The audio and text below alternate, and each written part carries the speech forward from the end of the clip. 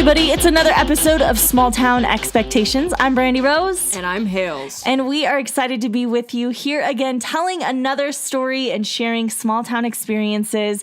You can follow us on social media.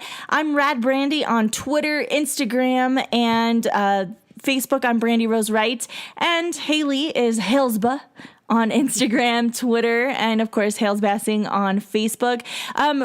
We really do have a plan to make, some Instagram pages for the podcast. We just haven't done it. We've been very, very busy. It's just one more thing to follow and check. Yeah, but I'm okay with that. Yeah, we're social media fiends, though. Hopefully you guys take advantage of that. We would love to hear from you. We would love to think that we have more followers beyond our couple best friends, our best friends and our family. Yeah. So drop us a line. Let us know what you think. Give us some critiques. Mm-hmm. And of course, if you want to be on this podcast, you want to share your small town experience or your story, please email us at brandirose9@yahoo. And that link is in the description of this podcast. And of course, you can always follow what's happening on Small Town Expectations by visiting radbrandi.com. And this week, we are going to start a new sort of we're going to start a new thing. We're going to try and see what happens. Because one of the things that Haley and I have been talking a lot about, and it's something that I have had pretty consistent conversations with just people always, really, is this conversation about community. And that's really one of the special things about living in a small town is there's always people, there's always communities. And so we want to highlight a community of folks every week on every episode. And so for our first one, we got to go down to Las Cruces this past weekend. That's why this is getting posted a little late. It's been a crazy week. Yeah, we went down to the theater state competition, the thespian competition down at New Mexico State University this past week.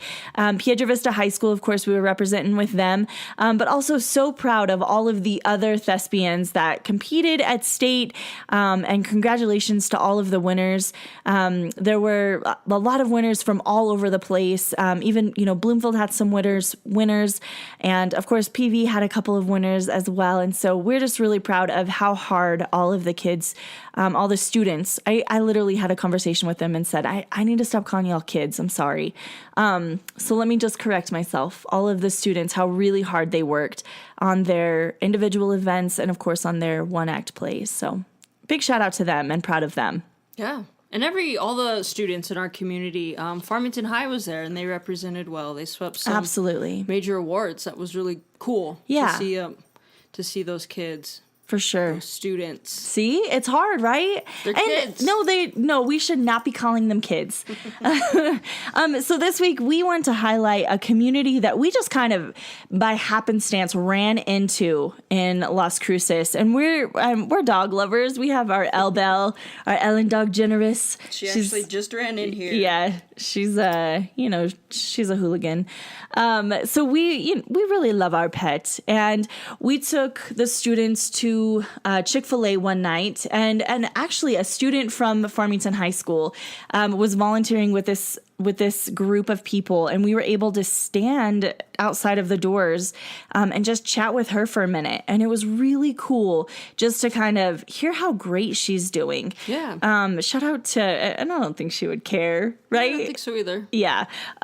So Fisher, and she's from Farmington High School. She's in theater world, and she does lots of stuff. Fisher Easley. She's a wonderful young person who's working hard down at New Mexico State. Yep.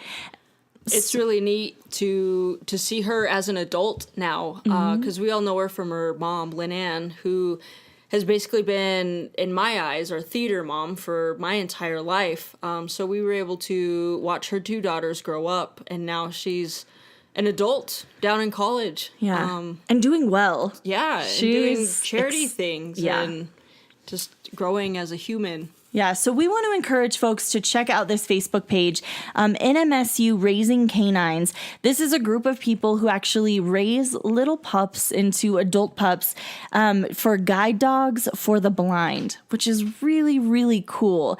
And it was neat to see the students who volunteer. And then the older lady who was with them, she stood and talked to Haley and I for a while whenever we were leaving. And she basically said they have 60 or 70 volunteers, right? It like takes a mountain of people to raise these dogs and to train them. And then of course they have sponsors and they have folks who donate, money, who pay for the food and stuff like that. But these dogs, once they're trained and they're raised, they can run anywhere from like $70,000 to like $120,000. Crazy. And that's what they're raising these dogs for. They're raising them to be guide dogs for folks who are blind. And I just think that's really, really cool. And it's a tight community. So we want to encourage you to visit their Facebook page. They also have an Instagram page, Raising Canines _NMSU. And, you can just tell them that you heard about them on our podcast and they'll be like, what? What are you talking about? Just remind them of who we are and what we look like. Yeah. They'll remember us. Yeah. And then we talked about Ellen DeGeneres. Of course. They'll be like, oh, yes, we remember those crazy ladies. And it's funny because Las Cruces, they actually have a published magazine that we saw. Oh, yeah. Called Dog Cruces. So their dog community down there is big enough that, They literally have it's just really funny and kind of awesome. They had some coupons in there, and they had all like events that were happening. They have a costume contest coming up for Halloween, and we were like, how do we enter this contest? Of course, because we like to win, but does it matter if we win? No, because we don't live there. Right. So again, this is New Mexico State University Raising Canines, guide dogs for the blind. And again, visit their Facebook page and support if you can. I think it's just a cool community of people, a tight-knit community of people who are doing good stuff for other folks. Yeah. So this week's episode, let's get to that. We are hanging out with Chad Roper this week. This is one of my very best friends, and I get very, very emotional in this episode. Because we talked about some stuff that has probably been on our hearts and in our minds for a couple of years, and it just kind of organically came out while we were recording. And so just a little side, like just behind the scenes, after I clicked stop on the record button, he goes, Bran, if you don't want to keep that in, we don't have to. And I was like, I would love to keep it in if you want to. And so we kind of had that conversation about how really just kind of raw that conversation was and how good it was. So I hope that you enjoy hearing Chad's story because he's a funny guy. So Haley and I, we actually we went and had coffee with him a couple weeks ago and was like, hey man, like you gotta do this. It's going to be good. Because he is a good human. Yeah. He just has this solid heart. And I didn't know Chad up until, 6-9 months ago. Building that community the way I know him is different. Mm-hmm. Then we're able to be friends because you knew him. So that's cool. Yeah. Spoiler, I know him through my 3.5 years of sobriety. Yeah. So that's something that we're able to share together. And again, with that, everything happens for a reason and our paths cross for a certain reason. Like, I met him in the room, so we were able to bond on that level before even knowing him as one of your best friends or he knowing me as your partner. And he's a good human. Yeah. So I'm able to bond with him and build that community with him on a different level than just being one of your friends. So he has a special place in my heart for that alone. Yeah, which is really cool. So we hope that you enjoyed this week's episode. It's Chad Roper on Small Town Expectations.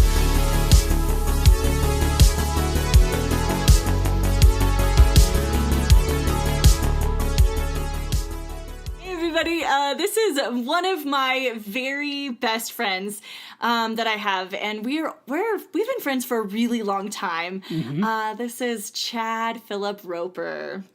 Hello, Brandi. Hello, everybody. My name's, first of all, pleasure to be on. I love this program. Yeah. You know what I mean? I've been looking forward to this for a couple of days now. So I'm really excited to be here. So cool. Well, this is a conversation that you and I have had in the past, and then add in Haley, and she was really like, dude, we have to have Chad on the podcast. And I was like, okay, I don't know if he'll do it. You know what I mean? And then when you were like, yes, I was like, oh my gosh, that's awesome. Yeah. So I've been really looking forward to this too. Yeah. So my hope is that with as big as the show is, that somebody on a global market will hear it and be like, that handsome man kind of sounds like a woman, but I like his voice. Shut it. I'm just saying. Chad, your voice is going global. You have no idea how many times I'll go to Sonic or something like that, and I'll order, can I get a Route 44 Coke? And like, Route 44 Coke. Anything else for you, ma'am? And I'm like, nope. Well, you know what? I'll have some Mott sticks, and then I have to like Hulk it up for a a bit. Even though you didn't want mozzarella sticks, you're just ordering them like, so that she knows that you're a dude. Yeah, ridiculous. I get you. Ego. No, it's important. Yeah. It's not ego. Cool. Well, tell us, first of all, how old you are. Oh, yes. Introductions. I forgot about that. No, it's good. Yeah. It's good. Chad Philip Roper. That's what Brandi calls me. That's also what my grandmother calls me when I'm in trouble. But yeah, Chad. And I'm 38. I'm a 38-year-old New Mexican. How about that? You lived in New Mexico your entire life. Yes, I was born in 1980 in right here in Farmington, up on the hill there at San Juan Regional. Good old San Juan Regional. Ooh, hey, I got out of there with no staph infection. How about it? What the? Yeah, that's just what I've heard. It's a great establishment up there. Great little hospital. Yeah, good doctors, good nurses, all those things. Yes, absolutely. And so, but you didn't actually grow up in Farmington. You grew up in Aztec. Yes. Which is a little bit of a smaller community. And okay, just as a small aside about Brandi, because whatever. Chad went to high school with some of my brothers and sisters, my older stepbrothers and sisters, and love them, but they're not necessarily the kindest people, especially when they were in high school. Aztec's a rough area. Aztec's a rough area. They were football players and wrestlers, and you want to talk about some egos. Oh, my goodness, yeah. Shout out to my brothers and sisters that I love dearly. Yeah. Congratulations on making it through. You know what I mean? So... Right, and so Chad and I, we've been friends, I don't know, since like 2008, like solid, right? I mean, I feel like that's whenever we really became good friends. Yeah. And I was going through a lot of crap in my life then, and you are just you're just a good human. And I mean that, like, genuinely. Thank you. And I'll probably cry eventually, like, at some point in this interview, just so you know, because I really care about you a lot, and it'll happen. Okay. So I'm just warning you. All right. But we've been friends, since 2006. What is that? 10 years now. Yeah. And you have some of the very funniest stories. Well. That and you always do voices for the people that are in those stories, and so that's really what I want to share with folks. Okay. It's just some of those funny stories, because I mean that's what this is about. This whole podcast is about sharing your experience, sharing your stories, and you have hilarious crap happen when you were a kid and when you were in high school, all of those things. Yeah. So. Well, let's not build it up too much. No, I'm totally being serious. All right. Well, I just don't want I don't want the hype to be built and then you lose listeners. Who the hell was that guy? Right. Yeah. One of the first stories that I want you to share is just something funny or just something from your childhood, because it really encompasses growing up in Aztec, first of all, and just kind of the epitome of Aztec sometimes, Yeah. And they're good stories, so. Okay. I don't know, man. We get I actually grew up right outside of Aztec there, that little community, Flora Vista, which is, right on the outskirts. So I'd say I'm a country boy, but whatever. It's just a little area there. I played in ditches and swam in rivers and stuff like that. As kids should. Yeah, absolutely. We got in all kinds of stuff when we were kids. We had the opportunity to, we didn't have our parents would kick us outside. You know, we couldn't stick around inside it and play and stuff like that. So, man, you want to talk about like rock wars? You ever rock war? Good Lord! Now you imagine that in today's society? I'm just imagining Stitches comes. Oh yeah, Stitches. Yeah, absolutely. Rock wars and forts, and there was a a summer when the kid up the street, Jason, his dad sold. What do you call those things? Satellite dishes. Mm-hmm. Okay, the big ones. They look like UFOs today. Okay, so it was the summer we're trying to build. We're actually trying to in summer we're trying to build a haunted house in a gazebo. So we're pulling all the stops out. We're enclosing this gazebo, and we're going to use one of these big dishes. Now this thing is like 8 foot in diameter. It's probably a little smaller than that, but when you're a kid, it's huge. Yeah. So in 8 foot in diameter, still though, that's huge. Yeah. So even for a grown person, that's big. Yeah. So we get into one of these, and we're going to roll it over. We're going to use it for something in our haunted house, and there is a bee's nest in it.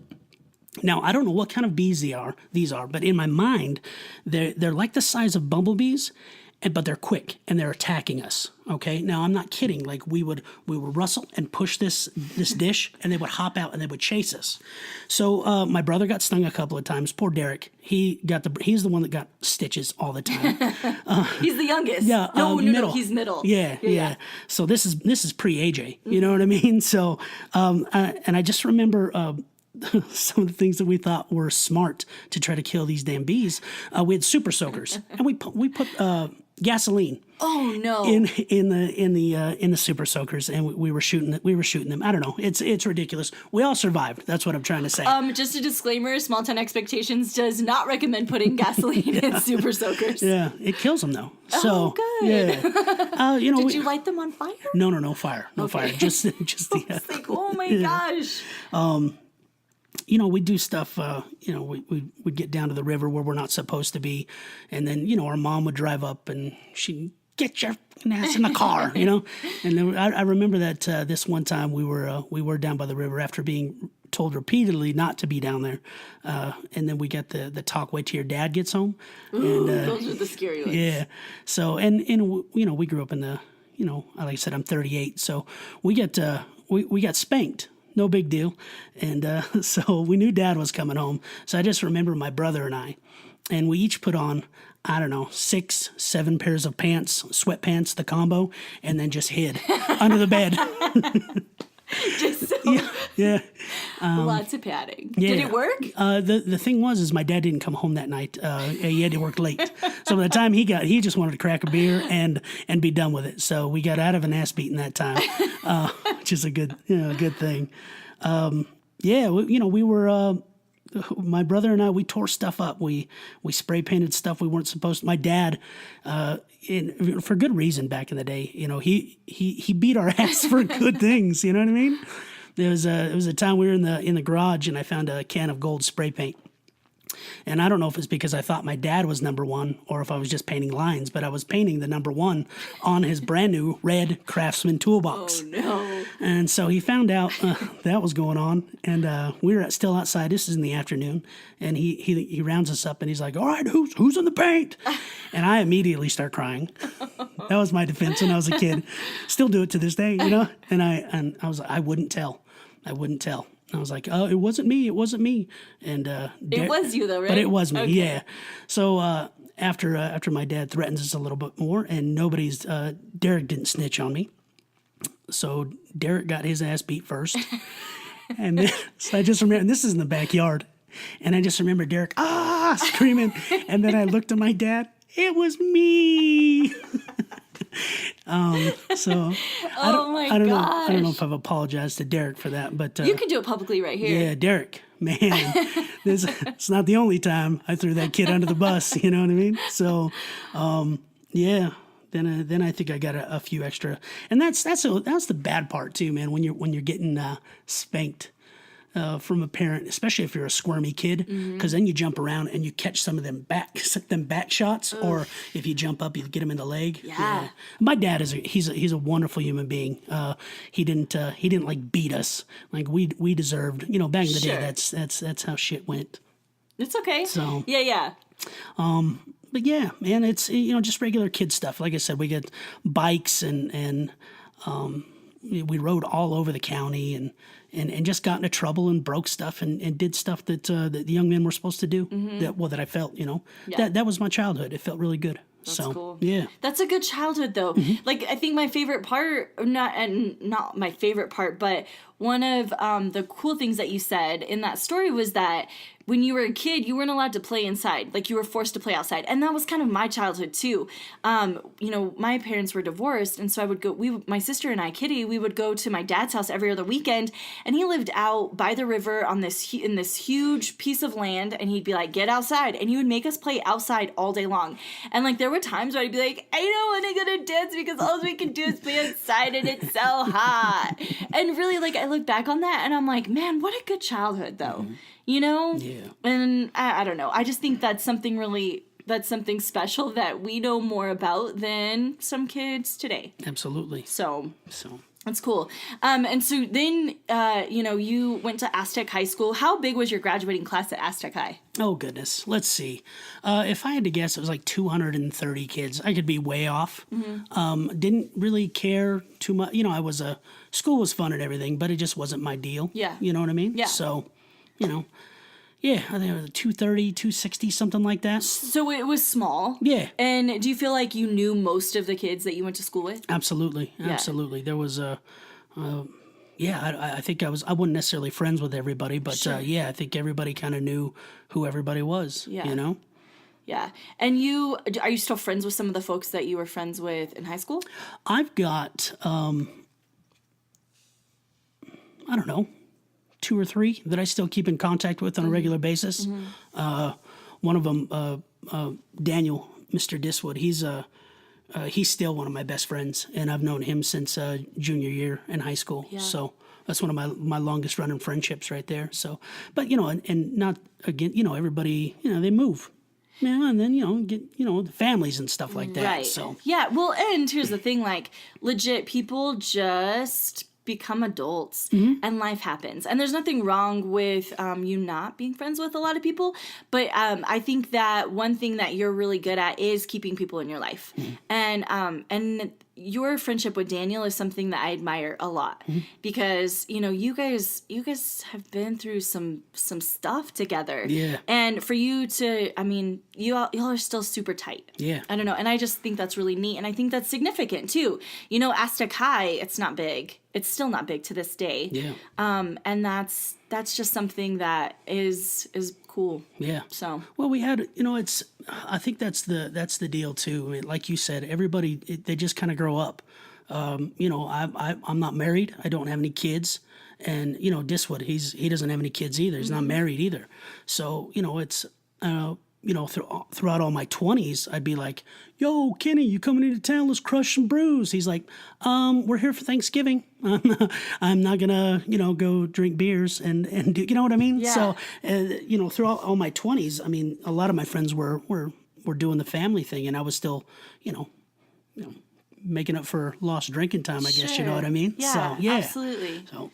And Diswood isn't a drinker. He's not a partier. Not at all. So he's that solid friend that has just been by your side, no matter what was happening in your 20s. Absolutely. You know what I mean? And you're in your 30s even. Yeah. Yeah. So he's just a solid dude, and that's cool. I think that's something that people should know, and that people, can see you guys and know that you guys are solid. Yeah. Yeah.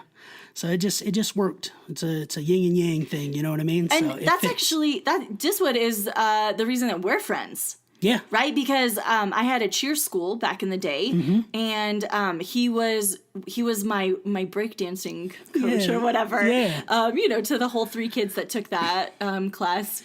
But then there was like me and Ruby, who was like, we'll learn anything from you, Daniel. And we tried very hard. He still dances, you know what I mean? So he loves that. Yeah. And then you come into the picture, and that's how we meet. It just fit, man. Yeah. It just fit. There was Daniel, we'd all get together and go out, head north, go to Durango. Yeah.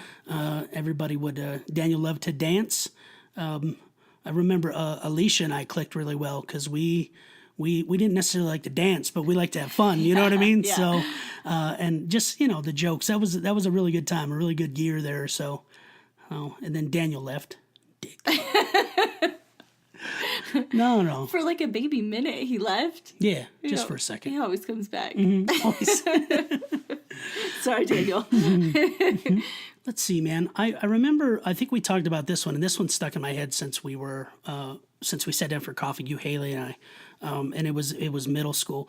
Now you gotta understand, I've just throughout school, I was awkward. People might tell you that I wasn't awkward, but I always felt awkward. You know what I mean? I felt out of place, and you know, I did stuff to try to fit in. So I remember, I believe it was the 4th grade, and that was the first time that I kind of acted out, and I realized that I got a reaction from the group of kids in my class, and that's I don't know, I've been addicted to that ever since. I love making people laugh. So doing goofy stuff like that is was always kind of my MO. I was loud, obnoxious, and you know, I did weird stuff. You know. Yeah. So I remember you know, and like you do in middle school. After lunch, you have competitions to throw up. Anybody else? No? No, Okay. I don't think so. Okay. I don't have like necessarily you know, super funny stories. I just remember always like being the guy who told jokes. You know, my dad would tell me jokes, and I'd be the kid with the dirty jokes, that type of deal. So just nothing crazy big, you know, just like boobs and farts and stuff like that. I was a king. Did you know that they were dirty jokes, or was it something that like you heard your family say, and so you were just repeating? Oh yeah, that Yeah. thing. Okay. Yes, absolutely. So and like another thing, like awkwardness, man. That was I've never been like in middle school and high school especially. Like I remember that her name was Amanda Sipe. Can we say her full name? If you want to. Yeah. Now get a load of this crap, man. I had a huge crush on this lady. Okay, but Wait, how old were you, first of all? let's see. This is 6th grade. Okay. So whatever age that is. Yeah. So you figure, you know. 12? Yeah. Ish? Yeah. Okay. So I wanted her to be my girlfriend. Whatever you do, I wanted to, you know, let's go out. Let's do that thing. Let's hang out at recess and, you know, that type of deal. And I was so nervous that she would say no. Okay. Now this is my bright idea in the 6th grade. So I write this note. I go, please cross off the names of the boys in the class that you would not date. And then I listed everybody in our homeroom class. Except for you? No, I put me in there too. Okay. And then I had one of her friends slide it to her. And then I out of the corner of my eye, just watched her open it, and I was like, sweet. So, and I'm anxious, you know, I'm nervous. I'm hoping that, you know, for some reason there's gonna be little hearts around Chad's name, that type of deal. It slides back over to me, and in big, bold letters, I think it was written with a marker, I'm not doing this. But I'm impressed with the effort in that. It's not bad, yeah. That was actually, so listen, anybody paying attention right now, Yeah, 6th graders. should really, I mean, really take that into consideration, Yeah. you know? I'd say just shoot it. Shoot or shoot? Is that the new little saying? Take a shot. Shoot or shoot. They take their shot. You know what I mean? Don't be afraid of rejection. There That's what you I'm go, saying. Yeah, there you yeah, go, yeah. there you go. So, and it was, you know, I'm not a slim guy. I'm you know, a wide gentleman. medium husky. Medium husky. Always, my whole life. Thank you, Grandma. She didn't say medium husky. She just said husky. Husky, and then I was still crying, and she's like, big boned. And I was like, this isn't fucking helping. So I love my grandma. Anyways, so I just, in middle school, I remember just being, you know, we didn't have a lot of money. Jinkos were starting to get big, the baggy jeans. I was wearing my dad's hand-me-down work jeans with holes, and that still worked pretty good. I wish I would have brought it. I've got a middle school picture of just me, and I've got these really chubby cheeks, and it's mullet. It's the time of the mullet. So Listen, if you want to use that as your photo for this podcast, we absolutely can. I can do that. So, just saying. And if I'm not mistaken, it's a blue jean, button-up, long-sleeve shirt with a Looney Tunes tie. Nice. And I just look sweaty. It's classy. Yeah, I'm telling you. Woo! Yeah, it was weird, man. The Aztec kids, they they've got a different sense of humor. One time in PE, I had to use the restroom. I was excused by the teacher to go down to use the restroom, and I just said a number one, quick peas. Yeah. Yep. And walked right up to the. Now keep in mind this is like 92, something like that. Walked up to the urinal, and somebody had taken a dump in the urinal. Who does that in 1992? Yeah. Aztec kids do that. You know what I mean? Were you like, come on, it wasn't me? Yeah. You know what? I think I was taken. I was like, just kind of like the size of it. I was like, is that an adult? I don't even think I pissed. I think I went back to PE. I was like, I'll play kickball and finish that out, and then pee during lunch, whatever. So. Oh, Chad, that's actually really a sad story. Yeah, I know. Sadly, it's not the last shit in a urinal story that I have. I'm kidding. It is. I'm done with that. That's good. I got into high school. Not much changed. I was, it's just kind of awkward. And let's see, what was I voted? We had those votes there at the end of the year. Mm-hmm. I got cutest couple. So I had some. I finally got over. I didn't write her a note like that. Oh. So yeah. I didn't know this story. Yeah. Okay. Yeah. Me and Brittany and I. So, and she's in, that's a long, we don't want to talk about the breakup. You want to talk about tears. I'm still harboring all kinds of feelings for that one. That's the one that got away. So yeah, cutest couple and loudest. Oh. Yeah. Yeah. And then most likely to have my own talk show. That's how much I talked back in the day. I was just loud and, whatever. I would say you still talk a lot. Oh. Yeah. In a good way. Yeah. Yeah. Like you legit are the person that can talk to anybody, and really by talking, I mean, you can make somebody feel welcome. Do you know what I mean? And you can make them feel welcome in awkward spaces or in spaces that are really intimidating. I think that's a gift that you have, is you're just very welcoming. And there's something about you that that's very inviting to folks, Okay. And I appreciate that. There's lots of spaces that we find ourselves in, like whatever it is. And that is something that, you are really good at. I mean, when I was a youth minister, you were, man, I had the best volunteers. You and Steph were so good. And I couldn't have gotten through those 2 years without you guys, first of all. And the way that you dealt with middle school boys, especially. Oh, yeah. But man, every single person in that youth group, I mean, loved you the most. I feel like they loved all of the adults, but you always had a very special relationship with each one of those students. Yeah. And that's something that, okay, here it is. Yep. You knew it was coming. Yeah. It's just one of those things that I look back on, and I'm so grateful to have had you on my side during that time, because that sucked sometimes, and that was hard. Yeah. And you were my best friend, and you, held my hand throughout all of that stuff. Mm-hmm. And you were just solid in my life and helped me through that stuff. And the students just adored you, period. Like the end. You know what I mean?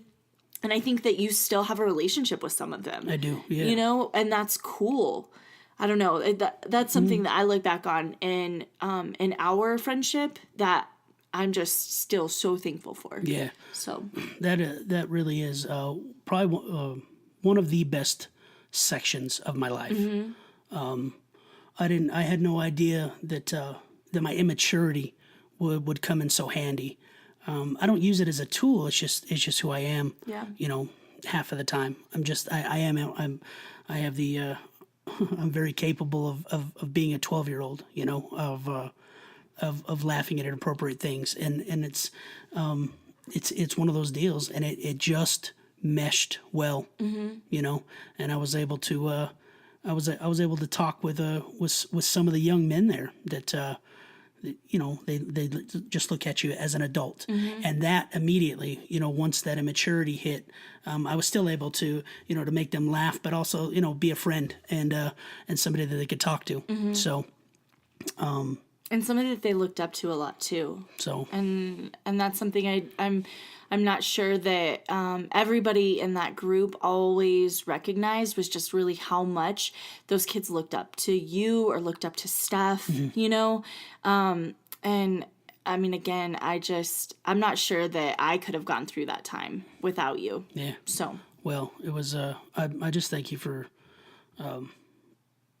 trusting me to come in and help. It wasn't really anything. I just got to build gingerbread houses and try to go on mission trips, go to Cascade, all of that stuff. Yeah. So yeah, the it was mission a big trips. deal. Yeah, that camp. mission trip stuff is still like that's one of my favorite. I still have all the little papers and signatures and all that stuff. That was a really good time. So Yeah. I still follow 3 of those Texas kids on Snapchat. Me too. You know what I mean? I know. And sometimes I'm like, what are y'all doing? Yeah. And I'm not sure that I have a voice in their life anymore, but I watch it and I'm like, girl, like, Yeah. So Doing their thing. Yeah. So. And Loop Troop. Yeah. Well, we, as an adult team, we could have worked a little harder. You know what I mean? Maybe plan some stuff. That. Well, I mean, we did. We made some loops. We missed some turns. We were the worst at navigating. Yeah. And then put us together, and it was like the epic of all epic fails every single time. If I was guiding you, we were going to fail. If you were guiding me, we were going to fail. Yeah. But eventually we'd get there. Yeah. And also they would see some sights on the way. And that's always what we had to point to was, hey, those are pretty flowers. You wouldn't have seen those if we turned the right way, suckers. Loop troop. Loop troop. And then they would go, loop-de-loop. They were like, that's right. So good stuff, though. Yeah, absolutely, man. Absolutely. Yeah. So in, just in the last 2 years maybe, one of the things that has been really significant in your life is sobriety. Yeah. And so if you don't mind just kind of sharing a little bit, just kind of what that journey has looked like for you. Sure. Let's see. Today is I keep track of my days. It really is important to me. 398 days today. So that's cool. Yeah, we're looking at day 400 on Thursday. And I don't keep track of that. I've got a little app. But still, no, that matters. You know what I mean? Yeah. It's significant. So there's the sobriety journey. I've got a group that I attend weekly. I've got people that I work. What do you call those steps with? Yeah. Yeah. So it's been really important, man. What sobriety? What it's shown me is like how selfish there's a lot of looking in at yourself. So you don't realize, like, I say I never realized how big of a liar I was. Man, I lied a lot. Not like big lies, you know what I mean? I didn't like shake people's lives to the ground, but like little fibs. And I was all about those. Yeah. You know what I mean? Fibs. Isn't that cute? Just doctor it up, call it a fib. But it makes sense. Yeah. Yeah. Like So in the grand scheme of things. yeah. So And I've been able to see how like, my pride and my ego and how big they are and how they run wild and just how scared I am of a lot of things in life.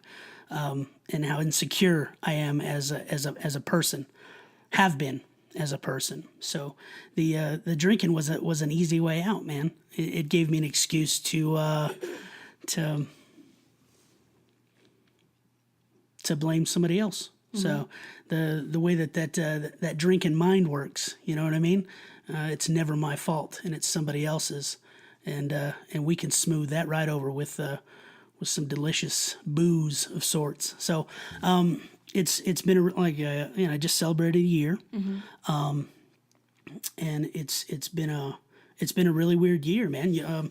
Life is that's what I've learned is I've got a really good relationship with God. Mm-hmm. One of the best.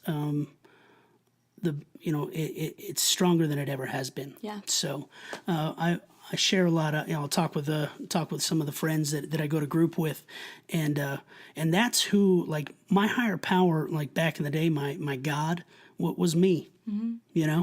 I was a sinner of the universe, man, what this sobriety has done for me is to realize that I'm really not special, and I don't want that.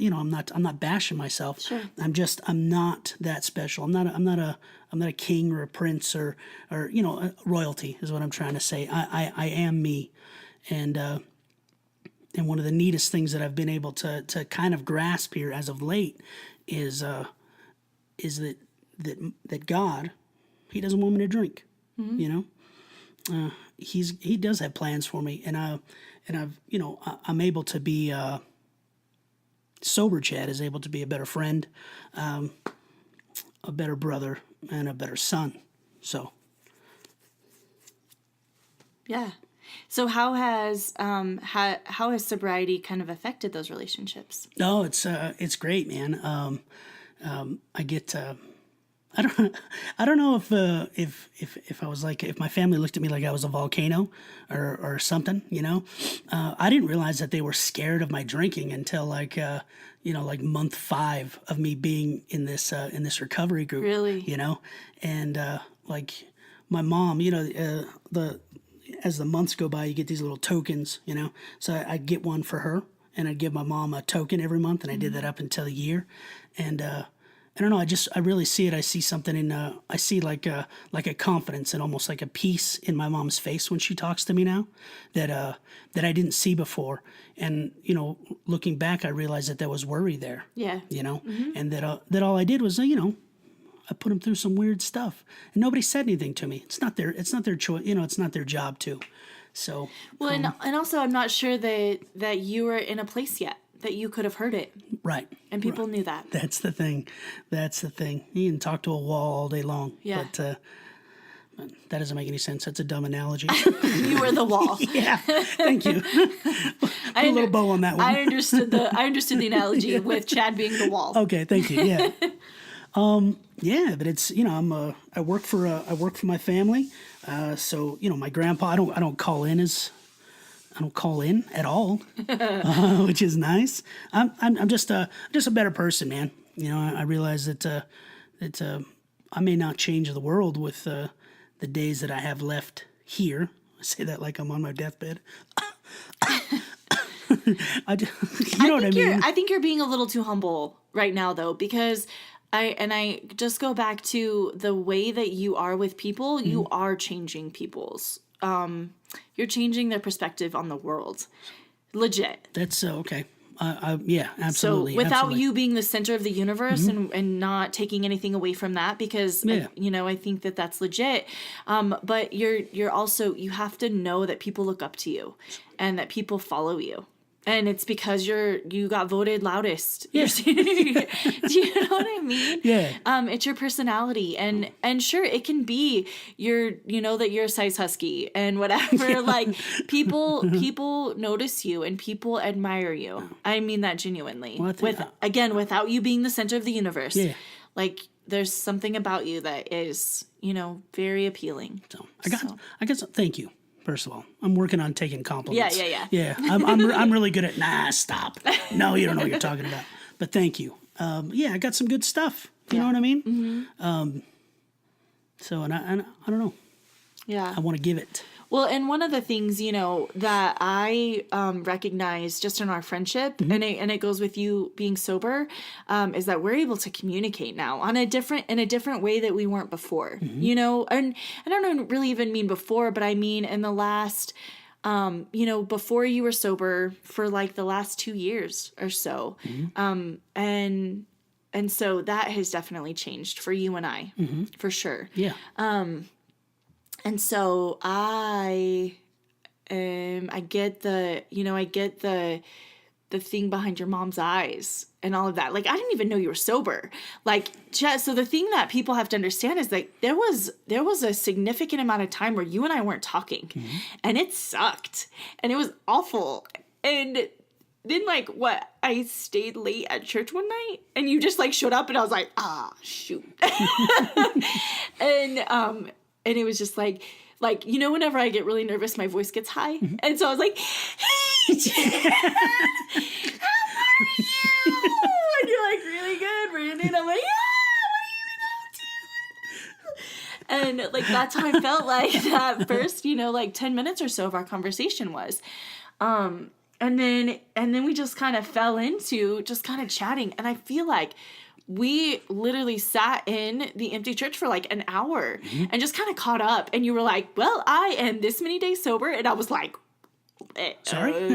What? Yeah. And then we talked about that. We talked about what it looked like before you were sober, or before, like, leading into you just recognizing that you had a problem and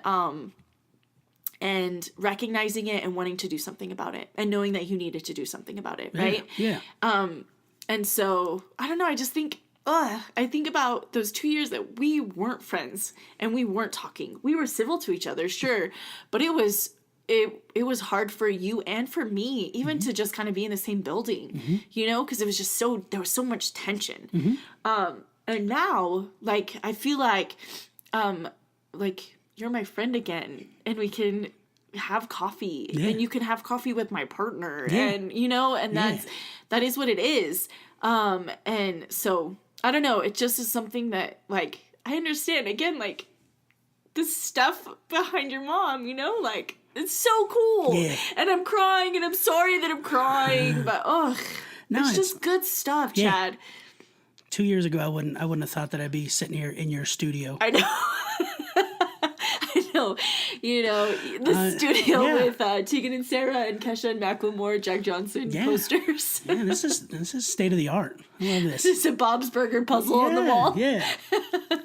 No, I feel you on that, man. I think that's however you want to look at it. The universe or God doing his thing. Yeah, I agree. I don't know, man. What, like, just how we met. Yeah. That was the way that I look at it, man, is like whether you want to say it's a God thing or a universe thing, however you want to look at it. You and I met because Daniel and Ruby dated for what seems to me now like 2 weeks. Yeah. I'm not sure. It was really, really quick. Right. They dated for like the first week they hung out.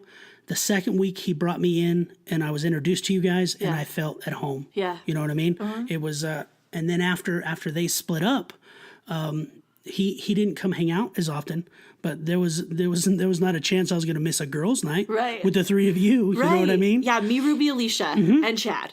Yeah, every time. Mm-hmm.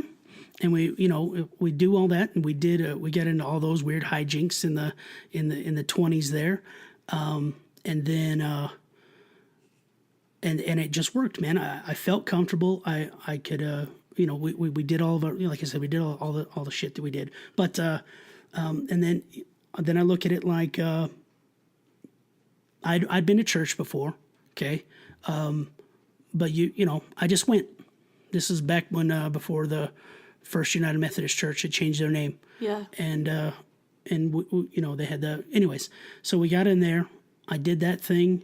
And I made some pretty good friends in the church, and that doesn't matter. The thing is like that last baptism I had was and I'd been baptized like 3 times before. All right, we can get into that. Oh my goodness. But that was the realest that I'd ever been in church at that point. That's the time when I really opened up to the idea of Jesus and what he is. Mm-hmm. Okay. So anyways, so we've got that going. I say anyways. I talk about Jesus, Lord of Lords, and then I'm anyways. Back shelf. No, it's good. It's you know good. what I mean? Yeah. King of Kings, Lord of Lords. Anyways. Oh, that's good. So I don't know. So I get to that point. That through whatever power. That's you. You led me there. So I always credit that to you. Like, how do I have any church? I don't really have a church affiliation today, but it got me to a point where I can get like that higher power, God mentality working in there. Yeah. And then I don't want to get freaking dark. Okay. But then when you left, you had to give up the big dog. He had to have a home somewhere. So I've still got this big furry, hairy, golden dog. Jaren. I know. And believe it or not, like there were a couple of times in that 2-year span that we talked about that was kind of weird, and I wasn't talking to anybody really, and things were like super awkward between you and I, where the drinking had actually got me to the point of suicide and shit like that. Yeah.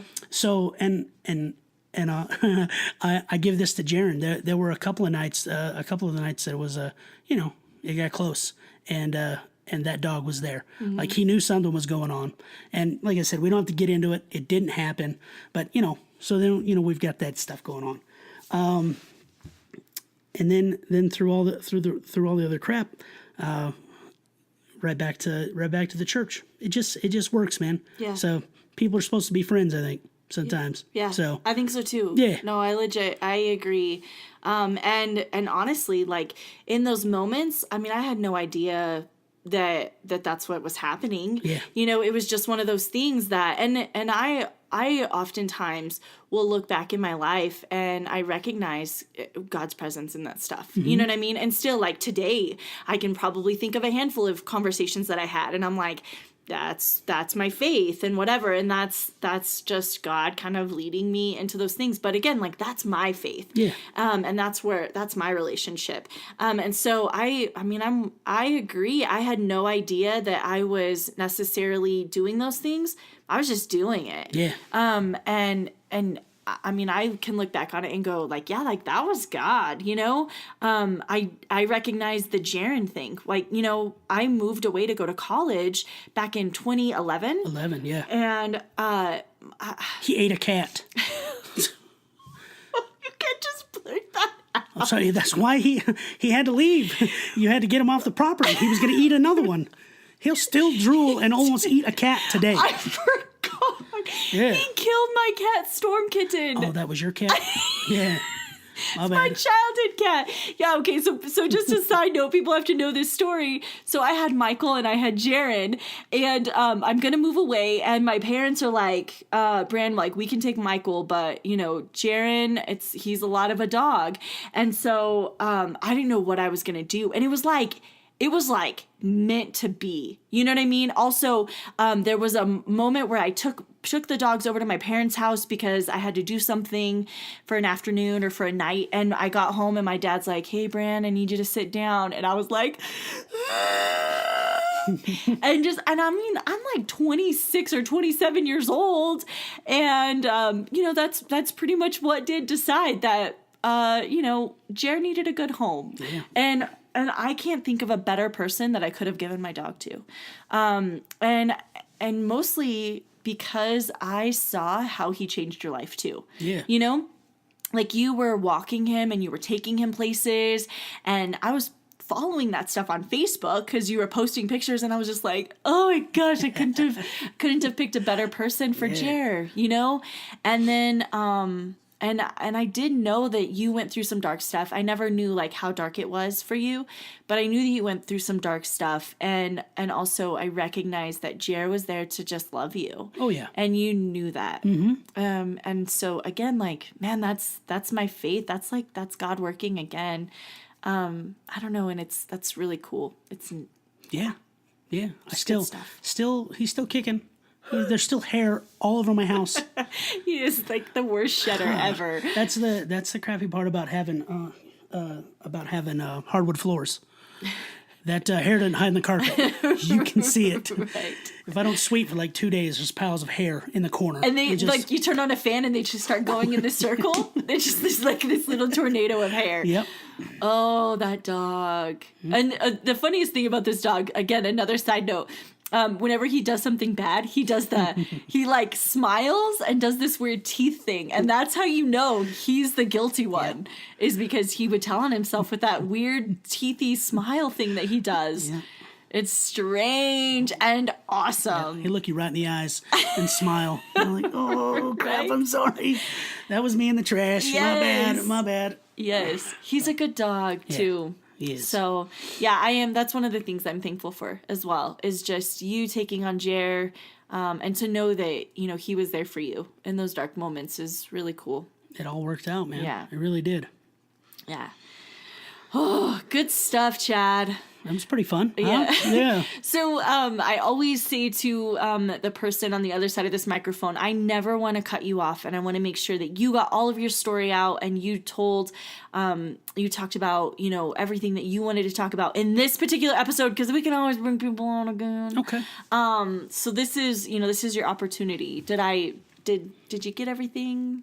Cover everything? I think I did. I know that I was pretty nervous as soon as we started talking. Yeah. Like that hit, the jitters. I didn't think about anything that I, previously, and I was just going to wing it. And I do feel like the build up to me being funny is going to be a huge disappointment to people. Really? So yeah, we get. I started talking about throw up, poop, awkwardness, drinking, sobriety, your dead cat. And now we're here. There it is. Also, there's the bullet points. I cried hard. Yeah, well. Yeah, sorry about that. No, I've known you since, what was it, 2008? You cry. And that's a thing. I probably cry the most genuine and the most really ugly cry in front of you the most. Yeah. I feel like you've seen it the most. I've seen it a few times, man. So I know when that cry's real. Yeah. So, but yeah, I don't think I have anything else to say. You can plug something. Is there anything that you want to tell people to follow you or tell people to come and see you? Something like that. I would. Here's the thing. I have a Twitter. I've had a Twitter account for 5 or 6 years now. Yeah. Not one tweet. Not one tweet. I've retweeted. Oh, you retweet like a boss. Yeah. Okay. But not one tweet. Let's see. My Snapchats are very random and weird, so I wouldn't recommend following me there. Facebook, I don't do anything except for quick recipes, crockpot recipes. So I'd put a plug in for that lady's channel that I follow, but I can't remember her name. And if she wants to get her ass on this show, then she can plug her own stuff, right? I'm not going to do that for her, all right? You should just email her and tell her she should be on Small Town Expectations. Let's see, man. And I think I don't think I think I'm done for this round. Okay. Yeah, absolutely. Cool. Well, thank you so much, Chad, for coming and hanging out with me. And just as a side note, I really do appreciate you back in my life. You know what I mean? Absolutely, man. So I just want the whole world to hear that. So cool. I'm glad I'm back in your life, man. Me too. It's a good friend to have, and it's good to be in the same room with you. And just wait real quick. Just feel that there is no tension in the air. How about that? Yeah. That feels good. For sure. It's very relaxed, and it's good. So I appreciate you, man. Cool. Absolutely. Thanks, Chad. Well, this has been another episode of Small Town Expectations. We will see you again in 2 weeks.